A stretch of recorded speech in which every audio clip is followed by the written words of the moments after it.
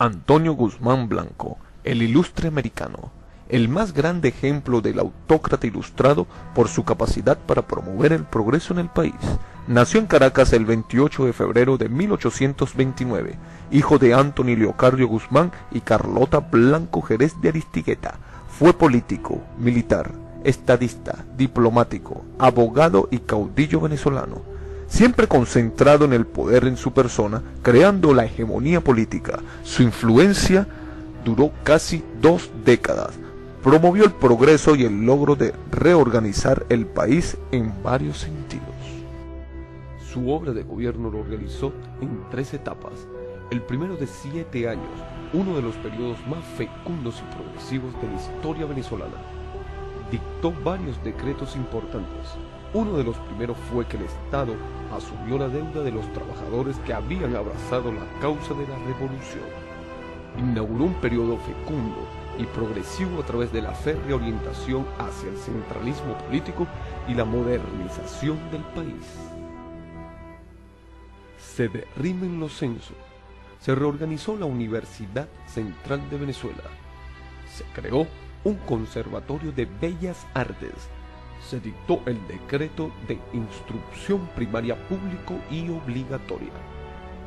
Una nueva disposición de trascendencia expide Guzmán Blanco.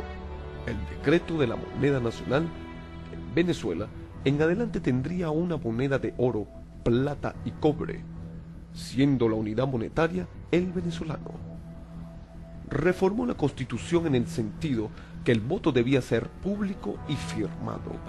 Se redujo el periodo constitucional de 4 a 2 años. El doctor Salvador Jorge Blanco, ahora presidente de la República, se encuentra ante una difícil situación. En el mismo año, cuando Jorge Blanco tomó el poder, México declaró una moratoria sobre su deuda externa y dejó de hacer los pagos correspondientes. A partir de entonces, los bancos extranjeros empezaron a negarse ceder nuevos créditos a la República Dominicana, a menos que se llegara a un acuerdo con el FMI. Al inicio de su gobierno, el doctor Jorge Blanco se enfrentó con mucha decisión al problema, definió sus políticas y llegó a un acuerdo con el Fondo Monetario. ¿Cuáles fueron las medidas que el gobierno de concentración nacional impuso para hacer frente a la situación económica del país? ¿Cuáles fueron los logros más importantes alcanzados durante el periodo 1982-1986?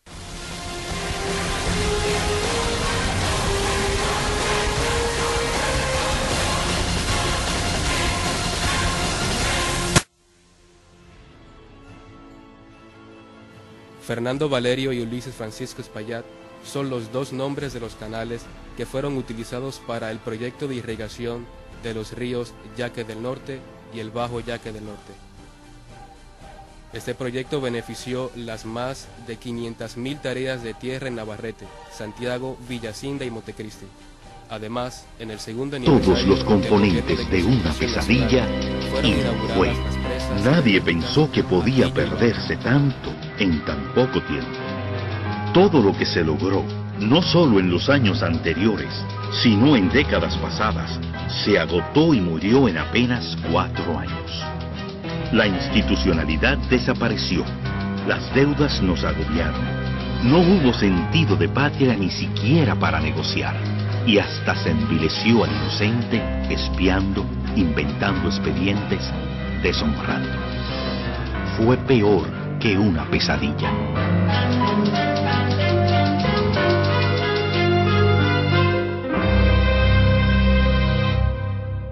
La lamentable historia de Hipólito Mejía, una pesadilla que el pueblo dominicano no olvidará jamás. ¿Qué ocurre cuando el poder cae en manos de individuos incapaces, autoritarios, sin respeto por la ley? El pueblo dominicano lo sufrió con Hipólito Mejía.